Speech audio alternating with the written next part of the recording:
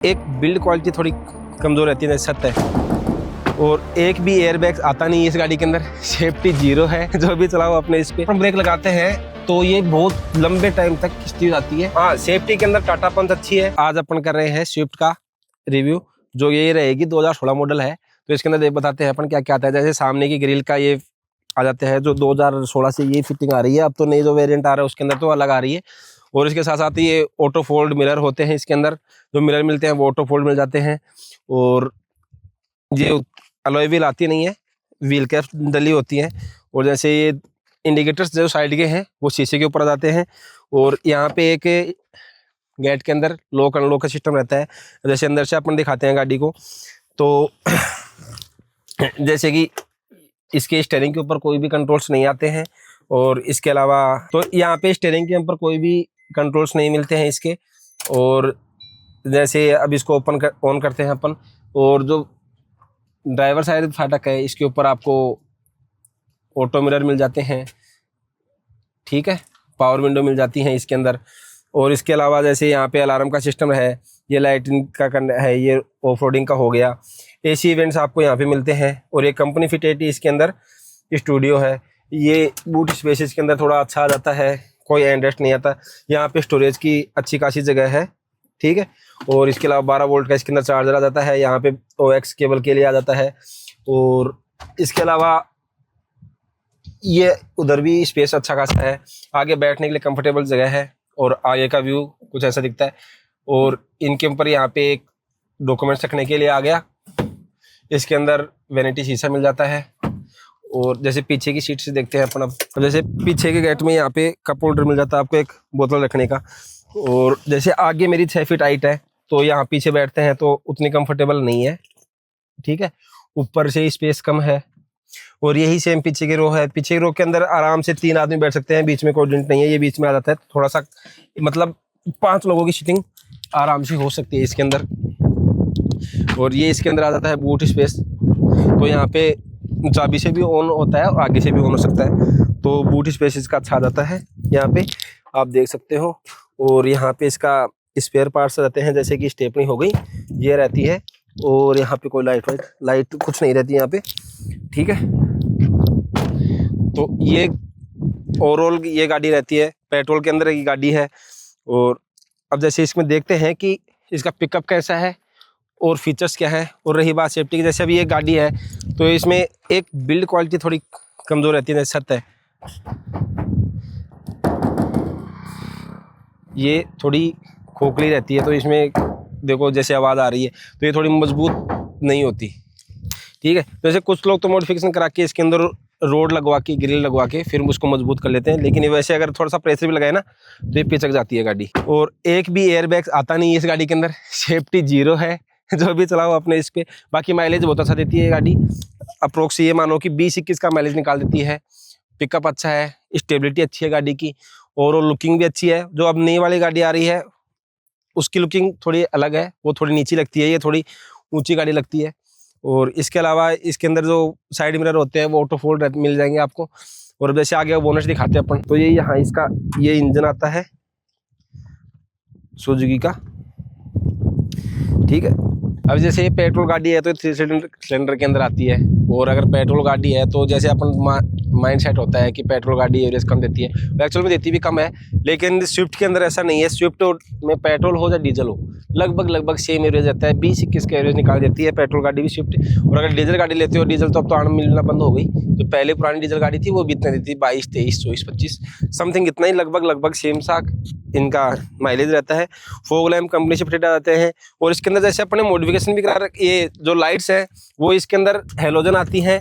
अपन ने इसको LED light लगवा रखी है इसके अंदर, ठीक है। और बाकी आपको इसका पिकअप दिखाते हैं और किस तरीके से स्टेबिलिटी कैसी है, ब्रेकिंग सिस्टम कैसा है, तो एक बार आप बने रहिए। तो अभी अपन पहले AC ऑन है, आप देख सकते हो। तो AC के अंदर अपने एक बार पिकअप लेके चेक करवाते हैं कि AC रहती है तब पिकअप कैसा रहता है, और फिर विदाउट AC भी करके दिखाएंगे आपको।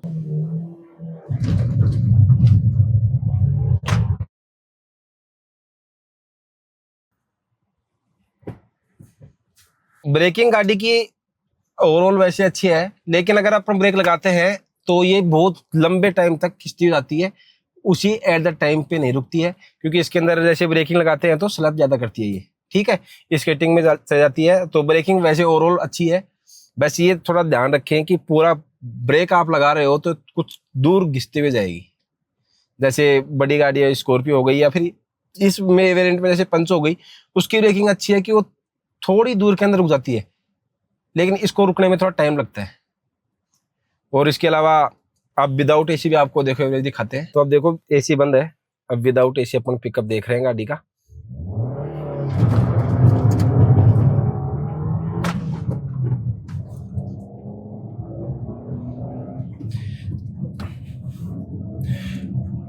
इतना कुछ खास डिफरेंस नहीं पड़ता है पिकअप के अंदर, चाहे एसी हो या फिर बिना एसी हो, तो इतना ज्यादा डिफरेंस पड़ता भी नहीं है गाड़ी के अंदर। बाकी पावर इसके अंदर अच्छी है, अच्छी खासी इसके अंदर पावर मिल जाती है अपने को। पिकअप है वो बेस्ट है पेट्रोल गाड़ी का। जैसे देखो डीजल इंजन की बराबरी तो नहीं हो सकती पिकअप के अंदर, लेकिन हाँ बहुत अच्छा पिकअप है इसके अंदर। जैसे कल परसों अपन टाटा किया था, टाटा से अच्छा पिकअप है, ब्रेकिंग सिस्टम उससे खराब है इसकी, बाकी पिकअप उससे बेटर है, कंफर्टेबल उससे अच्छी है ये, ठीक है। हाँ सेफ्टी के अंदर टाटा पंच अच्छी है, इसके अंदर सेफ्टी जीरो है, इसके अंदर एक भी सिंगल एयर बैग भी नहीं आता है। टाटा पंच के अंदर वापस एयर बैग भी आते हैं, इसके अंदर एक भी एयर बैग्स नहीं आते हैं, ठीक है। और बाकी स्टेबिलिटी गाड़ी की अच्छी है। अगर टॉप स्पीड पे जब बात करें अपन, तो ये स्पीडिंग भी अच्छी है, कंट्रोल अच्छा है इस गाड़ी का। तो अगर अपने 7 से 8 लाख रुपए लेके चल रहे हैं गाड़ी का बजट, तो मेरे अकॉर्डिंग स्विफ्ट गाड़ी एकदम अच्छी है, जिसकी मेंटेनेंस जीरो होती है। सर्विस इसकी 2,500 रुपए के अंदर सर्विस आती है, 2,500 से 3,000 रुपए। इसके पार्ट्स हैं हर जगह अवेलेबल मिल जाते हैं, इतने महंगे इसके पार्ट्स आते नहीं है। आप जैसे अगर किसी गाड़ी के सर्विस कराने जाओगे तो आप लोकल में नहीं करवा सकते, उसके शोरूम पे जाना पड़ेगा, उसके पार्ट्स मिलना मुश्किल है, ठीक है।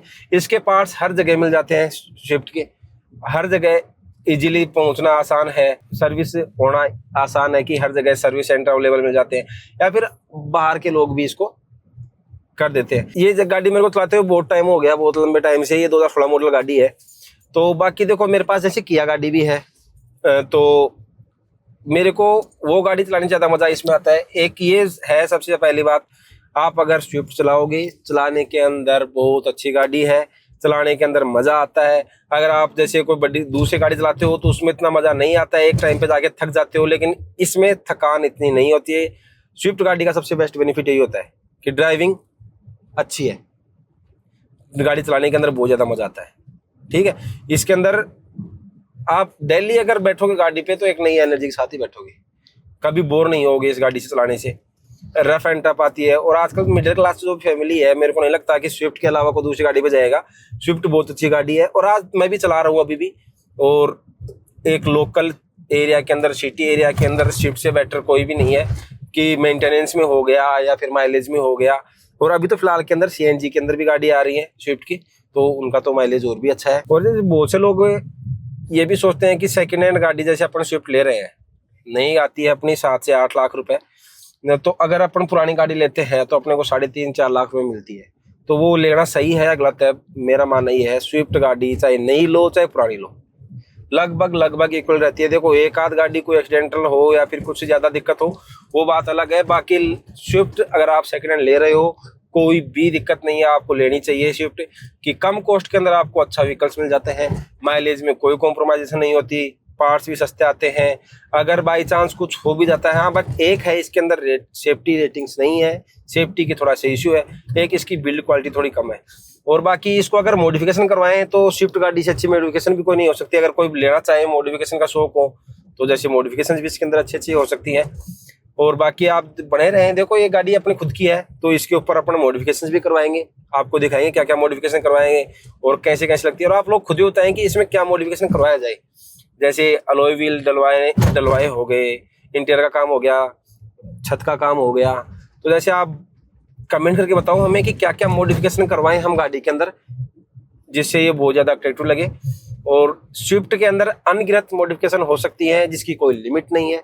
2 ही गाड़ियाँ लगभग मेरे को जितना पता है, ये कुछ गिनी चुनी गाड़ियाँ होती हैं, जैसे आइलैक्स हो गई, स्विफ्ट हो गई, ऐसी गाड़ियाँ एल्टो हो गई, जिनके अंदर आप अनगिनत मॉडिफिकेशन करवा सकते हो, जिनकी कोई गिनत नहीं है, मॉडिफिकेशन का कोई अंत नहीं है। और सबसे अच्छी मॉडिफिकेशन भी यही गाड़ियाँ, होती हैं। तो बाकी आप लोगों को स्विफ्ट का रिव्यू कैसा लगा आप लोग बताना हमें, और आगे जैसे कौन सी गाड़ी का रिव्यू करें अगला आप वो भी हमें बताएं, और आपको क्या क्या डाउट्स है इस गाड़ी के अंदर, क्या क्या चीज़ें और रह गई वो आप बताएं, तो एक पार्ट बना देंगे अपन गाड़ी का, जिसके अंदर बाकी सारी चीज़ें आ जाएंगी। बाकी स्विफ्ट का यही आता है बेस वेरिएंट, और बाकी तो इसके अंदर मॉडिफिकेशन होगी तब आएगा। बाकी स्विफ्ट मेरे को नहीं लगता कि मिडिल क्लास के लिए सबसे बेस्ट ऑप्शन इसके अलावा कोई और गाड़ी है। तो आप ज़्यादा से ज़्यादा स्विफ्ट पे जाएं, और स्विफ्ट अच्छी लुकिंग अच्छी है। अब जो नई वाली है उसका भी रिव्यू करेंगे, आपको उसका भी दिखाएंगे, माइलेज, पिकअप क्या है, सीएनजी का पिकअप क्या है। तो आप लोग सभी वीडियोस पे बने रहें और अपना कमेंट्स बताएं कि इसमें क्या क्या चीज़ें आपको और बतानी है, क्या क्या चीज़ें आपको पूछना है, क्या क्वेश्चंस है, और नेक्स्ट कौन सी गाड़ी का हम रिव्यू